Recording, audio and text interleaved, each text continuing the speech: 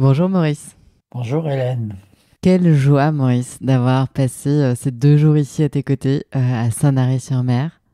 D'ailleurs, j'en profite immédiatement pour remercier Marie d'avoir provoqué cette rencontre, d'avoir organisé tout ça. Marie, donc un immense merci, tu nous écouteras sûrement.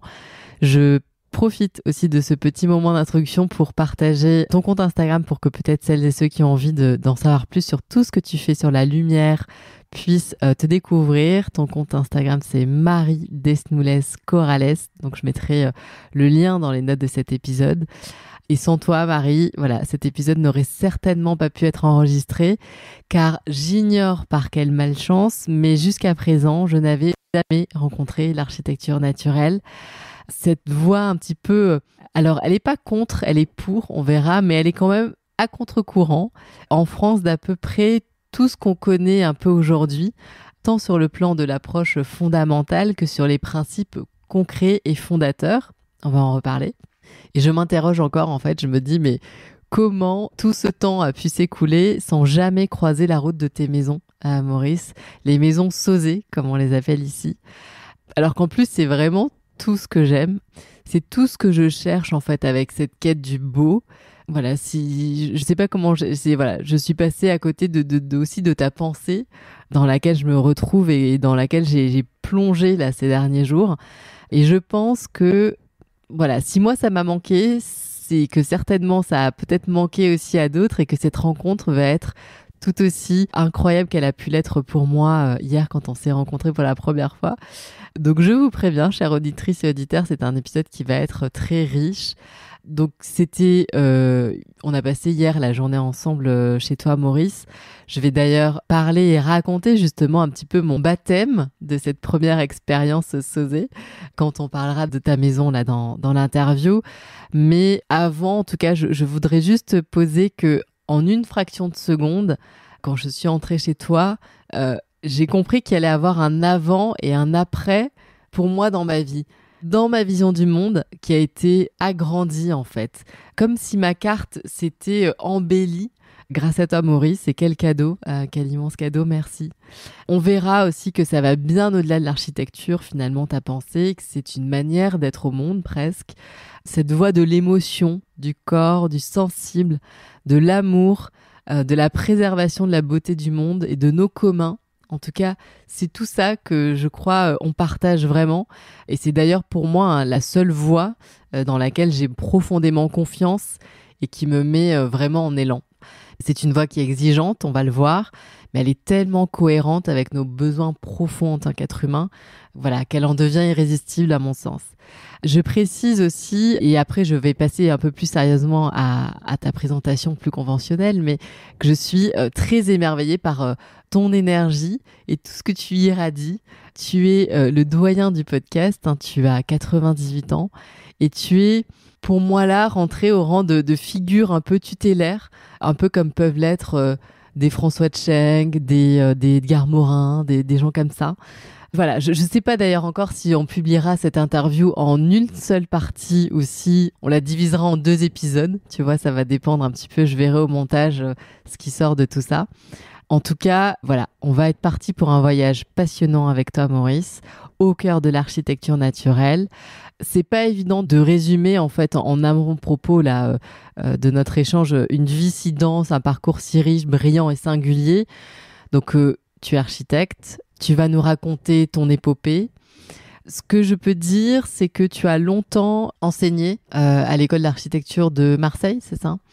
Et tu as aussi créé, on en reparlera sûrement un petit peu, ces ateliers d'espace vécu pour les étudiants. Et ça a été extraordinaire parce que, on va le comprendre, ton architecture n'est pas vraiment explicable qu'en concept en fait. Elle est à l'épreuve du réel, à l'épreuve du corps. Donc toi, tu crées des architectures qui sont capables de créer des conditions propices à l'expérience existentielle et vitale d'habiter. Et tu nous diras comment est-ce que habiter est différent de se loger pour toi. Tes maisons donnent à éprouver et vivre des espaces et des lieux qui sont des vecteurs pour nous permettre de ressentir et de vivre des émotions, mais des émotions pures et pas artificielles. Et ça, c'est absolument extraordinaire. Donc tu as écrit aussi plusieurs livres. Je prendrai d'ailleurs quelques-unes des phrases dans notre échange pour nourrir aussi un petit peu tout ça. Et je mettrai aussi dans les notes de cet épisode l'intégralité des titres des livres et les éditeurs pour que vous puissiez les retrouver. Et pour que tu nous expliques un petit peu ce que tu veux dire et ce que tu entends par l'architecture naturelle, avant, je crois qu'il est indispensable de savoir d'où tu nous parles et surtout, voilà, qu'est-ce qui est indispensable en introduction ici, avant qu'on parle de l'architecture naturelle, de savoir sur toi, sur ta vie d'architecte et tout ce qui s'est passé peut-être avant ta rencontre avec le Japon? Oui, c'est une longue histoire parce que j'ai eu plusieurs virages dans ma vie. C'est-à-dire, dans le premier, sans doute, a été au collège Sévenol, bien connu pour sa résistance pendant la guerre et sa protection des enfants juifs, où j'ai appris une dimension de fidélité à soi-même que j'ignorais. Ça a été sans doute un marquage de moi-même très profond. Alors, est-ce que peut-être tu peux nous expliquer en 2 mots qu'est-ce que c'est le collège Sévenol et précisément à quel moment tu as eu un petit peu ce choc? C'était le début de l'occupation. C'est-à-dire que mon père étant devenu à cette occasion un résistant qui se cachait, mes parents ont souhaité m'éloigner du foyer familial pour me protéger et c'est comme ça que je suis arrivé au Chambon-sur-Lignon, dans un milieu très religieux, mais d'une religion, disons, assez ouverte et surtout qui protégeait les jeunes hommes les poursuivis par le nazisme. Et c'est là où j'ai découvert un monde qui m'a marqué. J'étais un garçon peu studieux et surtout très débrouillard. C'est-à-dire, ma moralité était celle d'être rusé. Et quand je suis arrivé au Chambon, avec des enfants, puisque j'entrais à ce moment-là en 4e, je crois, après avoir fait quelques années dans les lycées français, à Tournon, à Toulon, à Marseille. J'arrivais dans un collège où j'ignorais tout, si ce n'est qu'il était d'origine religieuse. Étant moi-même pas du tout croyant, j'étais plutôt dans une résistance à ne pas écouter les prières, à les entendre, mais à ne pas du tout à participer. Et dans le cycle de l'enseignement, est apparu une manière d'être purement protestante, c'est de dire aux élèves, on va faire une épreuve de français, par exemple, il n'y aura aucune surveillance. S'il y en a qui trichent, vos amis jugeront. Ce qui a été pour moi une espèce de, pas de révélation, mais j'ai été confronté vraiment à avoir un regard révolutionnaire sur mon attitude personnelle et qui depuis ne m'a plus quitté. C'est-à-dire que la moralité d'être vraiment soi-même et d'être honnête avec les gens qui étaient autour de vous, ne pas tricher, en un mot, était vraiment le fondement de ce que j'ai acquis dans ce collège. J'y suis resté jusqu'au bac et après j'ai pu aller vers d'autres choses, c'est-à-dire mes études d'architecture. Et puis après, il y a une autre épreuve que tu traverses quand tu es adolescent, ou quand, je sais plus quand est-ce que c'était. Alors là, c'était ma deuxième épreuve. J'ai fini ces études secondaires avec un bac, mais qui a été durement acquis. Et mon désir immédiat a été de rentrer en école d'architecture. Et c'est ainsi que je suis arrivé d'abord à Lyon, pour mes stades à l'école d'architecture de Lyon, et directement après à Paris, avec tout ce que ça comportait comme liberté. Le collège était quand même un cadre dans lequel on pouvait faire des sottises, mais on était dans un cadre bien strict, tandis que la liberté totale à Paris m'ont amené à avoir une certaine liberté, mais en plus avoir des régimes alimentaires totalement, comment dire, occasionnels, hein. Parce qu'en plus, à cette époque, quand on était étudiant, quand on était dans les classes préparatoires, on n'avait pas droit à la sécurité sociale. on n'avait aucun droit. Il fallait que mes parents payent les études pour que j'essaye d'être architecte. Mais il n'y avait aucune. Donc, les restaurants universitaires m'étaient interdits et la vie était, disons, assez dure. Elle n'était pas dure, elle était joyeuse, au contraire. Mais au prix, quelques semaines après mon arrivée, peut-être 1 ou 2 mois, le contrôle médical obligatoire m'a révélé que j'avais un début de tuberculose. Donc ça a été la deuxième révélation. J'ai été amené dans un sanatorium où j'ai côtoyé des jeunes gens qui étaient là depuis des années, qui avaient converti toute leur capacité à lire et à étudier, à refaire des recherches sur différents sujets, un monde intellectuel Très riche. très riche, oui, c'était la richesse de l'étude. Et ça a été pour moi aussi une grande révélation. J'en suis sorti assez vite, pas tellement, puisque je suis resté quand même peut-être 2 ans à être soumis à des soins intensifs. Mais enfin, après, ressortir de là pratiquement guéri, parce que je peux en parler avec aisance. Il s'agit 75 ans ou 80 ans après. Je survis encore avec pas mal d'énergie. Mais ça a été une épreuve extraordinaire. Je pense qui a beaucoup marqué ma vie, surtout par les gens que je rencontrais. C'est-à-dire, c'était un milieu intellectuel, et c'est là où mon désir intellectuel s'est fondé dans ce milieu-là. C'est à partir de là où je suis devenu un intellectuel, c'est beaucoup dire, mais en tout cas, quelqu'un qui cherche à savoir. Et là, à part ça, j'ai pu rentrer à l'école spéciale d'architecture. C'était le seul endroit, à part les Beaux-Arts, qui enseignait et qui permettait d'avoir le titre d'architecte.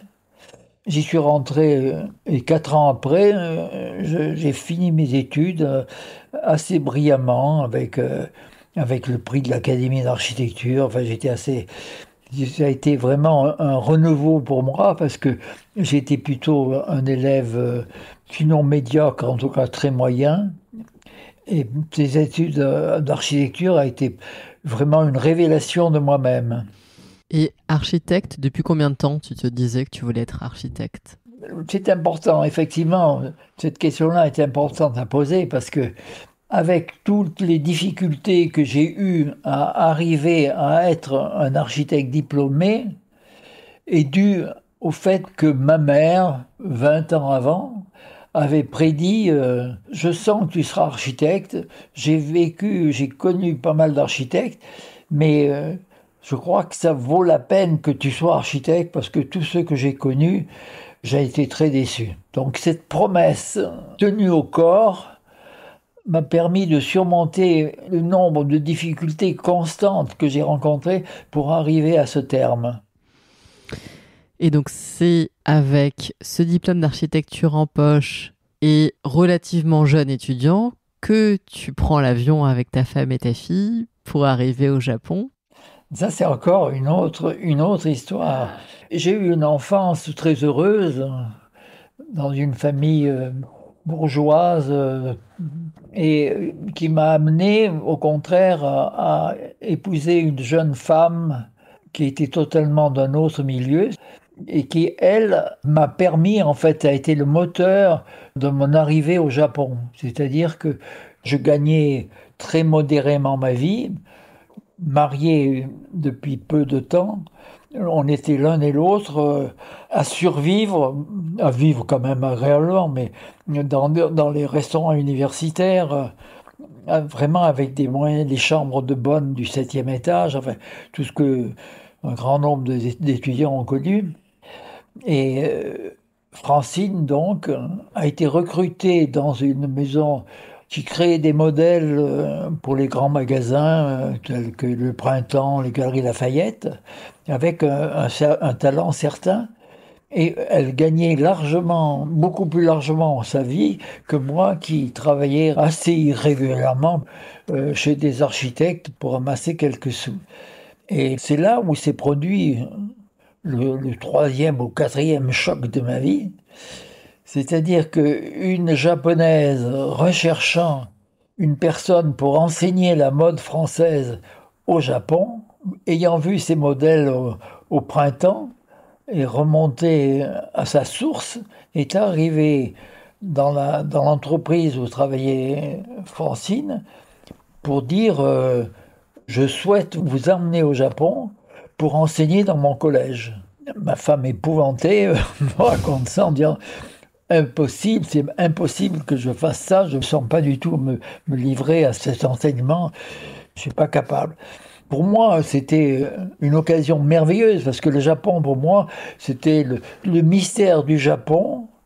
Tout ce qu'on savait sur le Japon, cette mesure parfaite des tatamis qui réglaient toutes les maisons, tout le Japon avait déjà un mystère pour nous assez important. Donc j'ai beaucoup fait pression sur elle pour qu'elle accepte cette proposition, surtout que Madame Fukutomi ne s'embarrassait pas du tout que nous soyons deux. Elle payait le voyage pour nous deux et assurait un salaire confortable à mon épouse dans son collège à Kobe. Et ainsi, on a eu un retard nécessaire parce que à ce moment-là, Francine a été enceinte, ce qui n'a pas du tout gêné Madame Fukutomi. Et nous sommes partis à 3, un an après, avec une petite fille de 2-3 mois. Le voyage était initialement prévu dans un bateau, dans un voyage qui durait 1 mois de bateau pour arriver au Japon. Et elle exprimait que pour elle, c'était impossible qu'on fasse ça avec un enfant de 3 mois. Et elle a proposé de nous offrir le voyage par avion. C'était des voyages qui commençaient seulement en passant par le pôle pour arriver avec 32 heures de vol. Incroyable. Pour arriver au Japon, qui avait été à la fois merveilleux, mais aussi un choc direct parce que ça a été Paris et brusquement Kobe. Je m'attendais à quelque chose, mais déjà l'arrivée au Japon en elle-même est un autre monde, surtout quand j'y suis arrivé, c'est-à-dire 20 ans après le Hiroshima. C'est-à-dire que le Japon était encore un Japon comme on l'a pu l'imaginer dans les différents films qu'on a pu voir sur le Japon moyenâgeux, disons. Et je ne m'attendais absolument pas. J'ai eu ce choc du Japon d'abord, mais qui n'a rien à voir avec le choc architectural. On s'est réveillé à Kobe, dans un autre monde, où toutes les sonorités, la nourriture, tout était complètement différent. La manière d'être, la manière de se circuler dans la rue, tout était complètement un mystère, une découverte. Là, bon, il y a eu toutes les aventures liées à mon entrée chez Akakura, un disciple de Le Corbusier, qui déjà par téléphone avait accepté que je vienne dans son agence comme jeune architecte. Il avait beaucoup de mérite parce que je ne parlais très mal l'anglais et pas du tout le japonais, ce qui posait pas mal de problèmes dans son agence.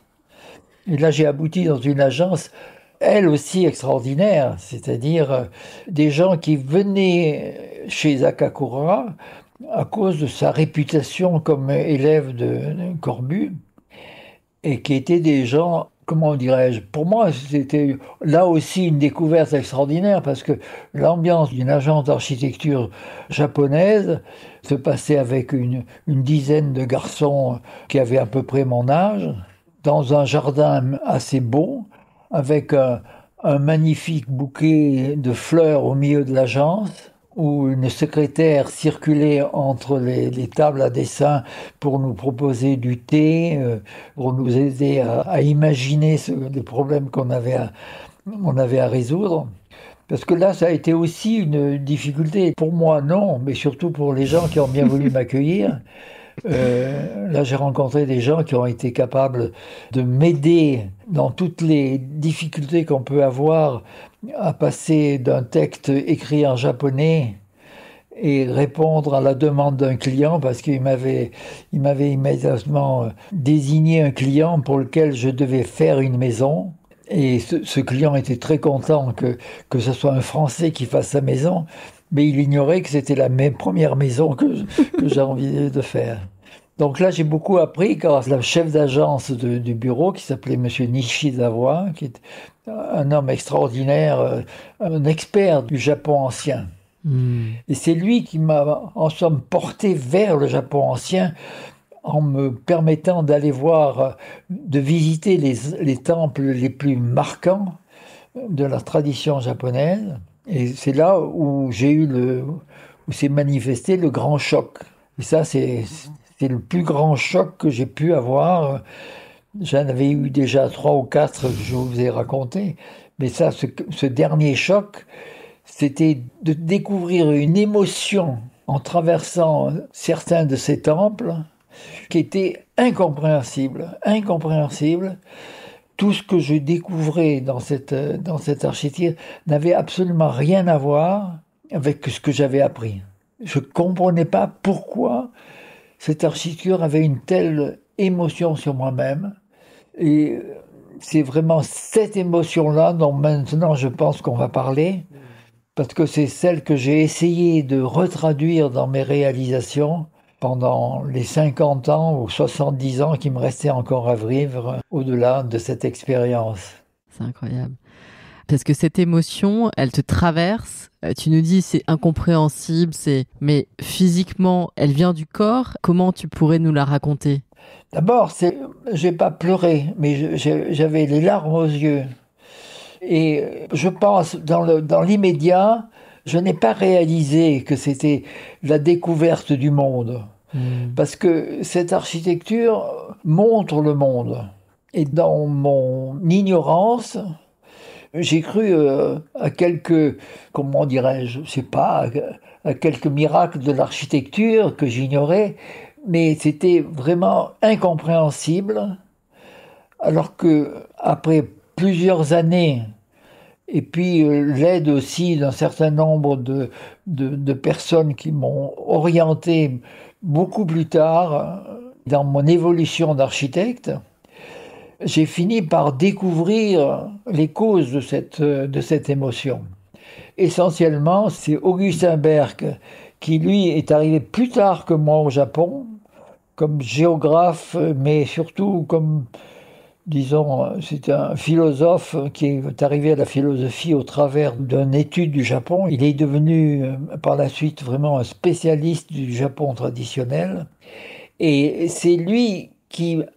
Moi, j'avais compris les ressorts de cette architecture, c'est-à-dire comment cette architecture, par sa forme, par les rencontres qu'on faisait, des déambulations qu'on faisait dans ces temples, comment pas à pas, on avait une acquisition qui aboutissait à un choc qui était la découverte de la nature, c'est-à-dire des jardins merveilleux qu'on était devenu capable d'absorber, de prendre en soi, par le fait d'un parcours préalable qui était celui d'être présent au lieu.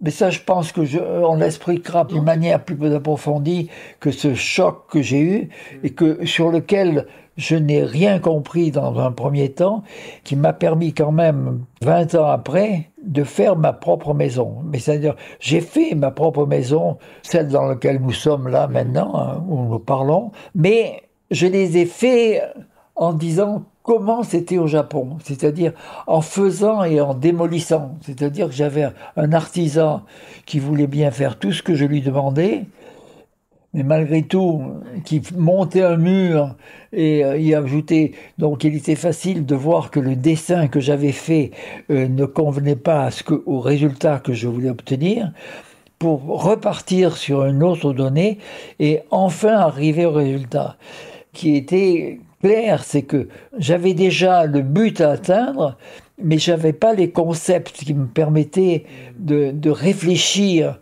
d'approfondir ce que je voulais faire. Et ces concepts m'ont été donnés justement par Augustin Berg, qui a publié un livre en rentrant du Japon 10 ans après, c'est-à-dire au moment même où moi-même je commençais à enseigner l'architecture à Marseille, et qui m'a, dans un livre qui s'appelle Vivre l'espace au Japon, m'a fourni ces concepts, que lui, sans être architecte, posait des mots sur ces principes. Ce qui a été pour moi une grande révélation et m'a permis d'enseigner. C'est-à-dire que avoir une connaissance n'est pas suffisant pour enseigner. Il faut en arriver aux concepts. Et ces concepts, les ayant approfondis, m'a permis d'écrire des livres sur ce sujet, après avoir réalisé plusieurs maisons, notamment la mienne, qui ont pris forme dans des espaces qu'on pouvait vivre. Et j'ai pu avoir la confirmation du but à atteindre, parce que les amis qui venaient voir la maison étaient atteints par cette émotion.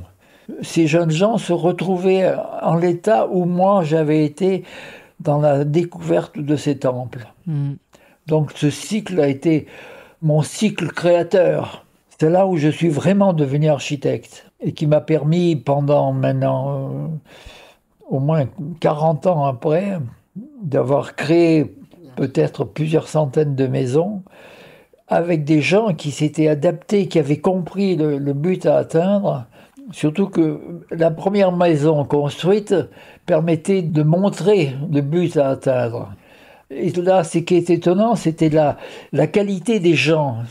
Il y a eu plusieurs expériences très marquantes. C'est-à-dire, d'une part, très souvent, les gens très simples, qui étaient des gens manuels, qui n'étaient pas du tout intellectuels, qui étaient les premiers à ressentir le choc, à ressentir quelque chose de fort. Alors, souvent, ce n'étaient pas des gens qui étaient en mesure d'être des clients, bien que j'en ai aidé plusieurs à faire leur maison sans être des clients, mais en les aidant seulement à faire les premiers plans qui leur étaient nécessaires. Mais surtout, chez des gens très aisés, et curieusement, plusieurs fois, je dirais même, je pense, 4 de mes premiers gros clients étaient des polytechniciens. Mais eux, vraiment, j'avais un rapport très difficile avec eux, mais heureusement qu'ils avaient des épouses qui leur disaient « Arrête, laisse faire, monsieur !» Et on est abusé à des résultats formidables. Et ces hommes qui étaient des rationnels, qui ne pensaient que rationnellement, à la fin étaient surpris du résultat obtenu. C'est étonnant la mouvance, mais c'était grâce à leur épouse, parce que sinon ils m'auraient mis à la porte très rapidement, parce que ce que je faisais leur était totalement étranger. En fait, tu passais d'une architecture rationnelle classique vers une architecture émotionnelle. Voilà, c'est-à-dire là, alors là on revient à l'explication, disons, de base. Augustin Berg a structuré ma pensée autour d'un certain nombre qu'on peut appeler des concepts, c'est-à-dire notamment le parcours. Le parcours dans l'architecture, c'est la manière dont quelqu'un qui vient de l'extérieur traverse le temple, qui dans cette traversée du temple reçoit non pas des émotions, mais des obligations d'être présent, d'être là. Un des exemples les plus clairs, c'est cette traversée de lacs qui sont à l'orée du temple, des grandes mares d'eau dans laquelle les moines ont disposé des plots en pierre qui règlent la marche. On marche de plot en plot pour arriver au temple. Il y a une obligation d'être présent au monde, sinon présent au lieu, c'est-à-dire ne pas glisser, poser son pied au bon endroit, régler sa marche, parce que on est là, on est vraiment là pour arriver au temple et arriver à la plus belle représentation du monde, dans des cadrages de vue où l'on arrive à un jardin absolument merveilleux, dans lequel il y a un jeu de relief à la fois, assez mince, mais qui représente le monde. Une représentation du monde la plus merveilleuse possible. Et c'est là où l'émotion est maximum. Et comment est-ce que... Parce que l'architecture naturelle, tu la nommes, mais ça vient après avoir fait ta maison. Après, au début, tu es en train de faire, en réalité. C'était l'enseignement. L'enseignement m'a obligé à, d'abord, ça m'a permis d'amener les étudiants voir ma maison. Ça, c'était le premier stade où ce que je leur racontais devenait quand même un peu matériel et on le voyait ce qu'il pouvait être. Et le deuxième stade, ça a été moi-même, bon, de formuler un certain nombre de concepts et dans ce parcours, d'avoir des prises, qu'on appelait les prises, c'est-à-dire des lieux. Il faut reprendre au début, c'est-à-dire le parcours débute au moment où on descend de voiture. On va vers une habitation, on s'approche en étant en voiture, on descend de voiture, et là on est pris en charge donc d'une succession de phénomènes qui vous amènent progressivement à l'entrée, c'est-à-dire qu'en général, on arrive à l'intérieur avant de s'en apercevoir, c'est-à-dire souvent le toit déborde sur les entrées, couvre un premier jardin, et on arrive à la porte d'entrée et on est déjà dedans sans s'être rendu compte. Ça, c'est un des premiers phénomènes. Après avoir poussé la porte, on accède et il y a un parcours assez étudié, c'est-à-dire que dans toute maison, il y a un parcours. On le nomme même pas, c'est-à-dire que dans la maison la plus élémentaire, depuis l'entrée à la cuisine ou au séjour, il y a un certain nombre de portes et de passages qui définissent cette entrée. Mais il n'est pas étudié, il n'est pas porteur de choses voulues, de rencontres voulues.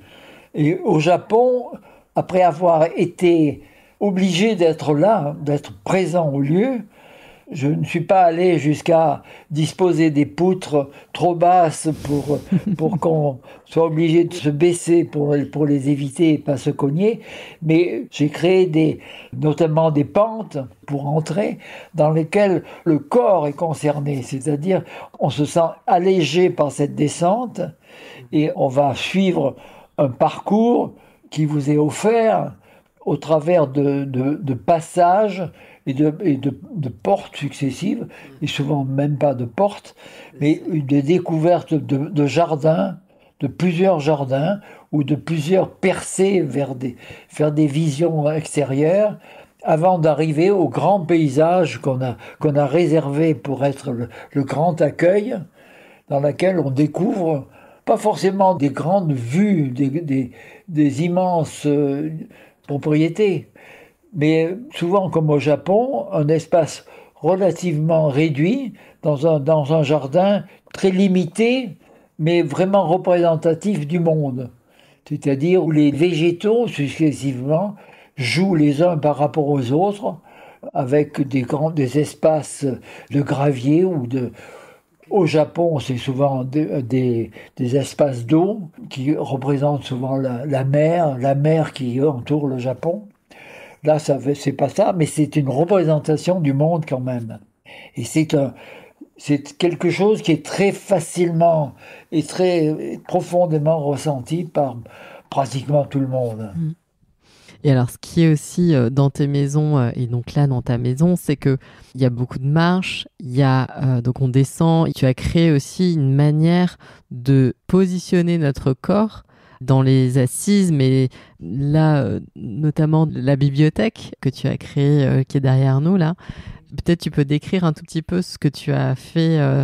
Oui, là, ça, pour moi, c'est un peu une association du Japon à l'Occident le plus profond. C'est-à-dire, tu fais allusion à cette cheminée qui elle-même est une représentation d'une autre dimension qui m'a été donnée. Ce sont les fermes corses, dans lesquelles la cheminée est un lieu très fermé. Toute la pièce est elle-même un foyer, et dans laquelle on est vraiment présent au lieu d'une manière très puissante.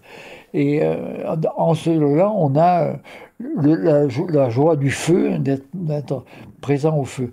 Donc, moi, c'est un peu une traduction occidentale, même corse, Mhm. euh, par rapport au Japon. Ouais. Mais c'est très très beau. Mais c'est ça, c'est que tu as adapté à la Méditerranée, parce que tu es un architecte de la Méditerranée quand même, tout ce que tu avais découvert et pressenti et ressenti surtout. Oui, totalement, oui. Par les matériaux aussi. Les matériaux, alors là, il y a eu une traduction nécessaire, hein. Je pense qu'il est important d'expliquer un petit peu le Japon, parce que le Japon et surtout les temples bouddhistes zen sont le fondement d'une culture qui remonte à la nuit des temps, c'est-à-dire un Japon enfermé dans ses îles, qui est refusé pendant au moins peut-être un millénaire presque, a refusé tout accès d'occidentaux. Seuls les Chinois avaient un droit, une possibilité d'entrée par rapport à la communauté de religion, donc, mais le reste du monde était complètement exclu. C'est-à-dire que les Anglais qui ont plusieurs fois essayé de s'installer au travers des missionnaires ont été carrément exécutés, pourchassés. Donc il y a cet enfermement du Japon dans sa propre culture, qui est une culture de lien à la nature. La nature est vraiment le dieu du Japon. Ils l'appellent pas ça Dieu, ils l'appellent autrement, mais c'est vraiment le fond de la culture japonaise est lié à cette nature. Et là, nous avons, nous occidentaux, le choc dont j'ai parlé, et certainement cette dimension-là qu'on retrouve brusquement, c'est-à-dire que ce Japon dont on voit encore dans leur architecture une origine extrêmement lointaine, qui avait la capacité, en somme, d'évoquer un lien à la nature qui pour nous est complètement disparu. C'est un lien primaire de l'homme primaire, des premiers hommes vivant en communauté avec la nature. Et c'est là où justement un Japonais a écrit quelques phrases qui m'ont été très utiles, que je vais essayer de vous lire, où il explique en somme quelle est la source même de cette émotion. Il dit la source première de la véritable beauté se trouve dans le sentiment primitif, antérieur au sentiment et à la conscience, là où le mouvement de la vie n'est pas encore devenu un sentiment. Ça, c'est un nommé Ishida Yoshizada, qui a vécu vers 1800, la fin du XVIIIe siècle. Et pour moi, c'est le fondement même, et c'est nommé par ce texte, je l'ai retrouvé grâce à Augustin Berg. Et ça, je pense que ça, c'est le fondement de l'émotion. C'est-à-dire, on retrouve dans ces temples cette racine fondamentale qui est bien antérieure à toute, non pas civilisation, mais histoire, quoi. L'histoire n'est pas pénétrée, n'a pas eu la capacité d'arriver dans ces contrées lointaines. Et donc ça, aujourd'hui, tu vois, tout à l'heure, avant de commencer cette interview, on parlait du beau, justement, et de ta définition du beau. Tu me disais, bah, c'est une émotion. Oui, pour moi, la définition du beau, je me demande si à ce moment-là, je n'ai pas parlé de beauté, enfin j'en ai parlé, j'en ai écrit même, mais je pense que c'est d'une manière pas tellement juste, parce que c'était l'émotion. C'est-à-dire que c'est antérieur à la notion de beauté, et cette émotion, on l'a traduit en beauté, mais il n'y en avait que de l'émotion. Et puis après, je me suis dit, ben c'est ça la beauté. Mais c'est postérieur. Il y a eu une traduction pour être écouté. Quand on dit je suis ému, mais je suis ému, il y a tellement d'émotions différentes, d'émotions possibles. C'est une émotion qui induit la beauté. Je ne sais pas dans quel sens on peut l'exprimer, si c'est l'émotion qui est induite par la beauté, ou moi je dirais plutôt que l'émotion a été directe. L'émotion nous atteint, et quand je dois dire des mots, dois exprimer des mots, je dis c'est de la beauté. Je pense que le chemin est là. Est-ce que tu penses qu'il y a un lien? Parce que je te posais la question hier un petit peu, pas naïvement, parce que tu vois, ça m'intéresse en tant qu'homme, tu vois, que tu aies eu, en fait, déjà que tu étais traversé par cette émotion si forte, que cette émotion était tellement forte, parce qu'en fait, au Japon, elle a après bousculé toute ta vie, que tu te sois tenu cheville au corps avec cette envie de la revivre de nouveau et de permettre à d'autres de la vivre tellement tu l'avais aimée. Alors que là, on parle d'une émotion. Beaucoup d'hommes se sont fermés à ça parce qu'ils pensent que c'est être vulnérable ou peut-être dans une espèce d'inconscient collectif, tu vois, il y a des choses qui se sont mises dessus. Je pense qu'il y a une notion de vulnérabilité d'une part, et il y a surtout que c'est une faiblesse, l'émotion. Alors que ça va être vraisemblablement une des seules choses qui vont nous rester avec l'intelligence artificielle. L'émotion humaine va être la définition de l'humain. Et c'est un trésor. C'est le trésor sur lequel vont continuer l'humanité. On va pouvoir avoir des machines qui, elles, vont faire tout le travail rationnel qui nous est nécessaire, qui nous est vital. Mais l'homme va se réfugier dans l'émotion. C'est beau. Ben, je crois aussi, ça.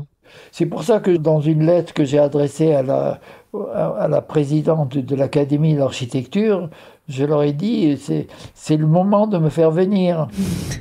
Parce que vos architectes, ils vont se réfugier dans l'émotion. S'ils n'ont pas ce refuge, je ne sais pas s'ils vont avoir besoin des architectes. Et d'ailleurs, tu vois, ça me fait aussi recouper avec... quand tu parlais là justement de faire référence à ce moment où il y avait notre civilisation qui avait adoré, emprunté vraiment tout ce côté de la Grèce, alors qu'en fait aujourd'hui, c'est ce que tu disais, notre civilisation se refuse depuis 20 siècles à avoir une origine commune entre la sève et le sang. Comment l'architecte aujourd'hui pourrait-il, sans une remise en cause fondamentale de notre rapport à la nature, continuer d'exercer? Oui, c'est-à-dire que pour moi, architecturalement parlant, la plus grande émotion, c'est celle d'être conscient, d'être au monde. Être au monde, pour moi, ça a été une révélation. Être conscient d'être au monde. Je suis là, je suis là. Et cette architecture exprime cette dimension-là. C'est dire je suis là. Et les gens qui viennent, qui traversent ces temples japonais, brusquement savent qu'ils sont là, ont conscience qu'ils sont là. Et ça a été la grande révélation que j'ai mis des années à comprendre, mais ça a été là. Et je pense que les gens qui ont été... J'ai quand même eu quelques personnes qui ont traversé la maison en ayant les larmes aux yeux. Je pense que ça a été pour eux aussi ce trajet, cette trajection d'être brusquement au monde, de savoir qu'ils sont au monde. Ouais, bah je confirme aussi parce que donc hier, j'ai visité pour la première fois ta maison et ça a été un énorme choc et j'en ai pleuré, donc oui. Mais pour moi, on arrive à une limite, peut-être liée à tout ce qu'on ressent actuellement comme incohérence de tout ce qu'on nous inflige. L'incohérence est totale et qu'on va buter sur un moment où on va être obligé de faire ce pas entre... Et je pense il va être très lié à cette intelligence artificielle où on va vraiment arriver à ce qu'est l'homme, au fond de ce qui nous reste d'humain, qui est l'émotionnel. Alors voilà, vous arrivez à la fin de la première partie de cet épisode avec Maurice Auzé, qui était assez long. Alors du coup, j'ai décidé de le scinder en deux. Donc rendez-vous tout bientôt, ici même, sur cette chaîne pour écouter la suite de l'épisode. Et peut-être que lorsque vous écouterez la partie 1, la partie 2 sera sûrement déjà en ligne. Donc voilà, vous aurez plus qu'à retourner sur votre plateforme d'écoute habituelle et de cliquer sur la partie 2, la suite de cette interview. Merci pour votre écoute fidèle et à tout bientôt. Je vous embrasse.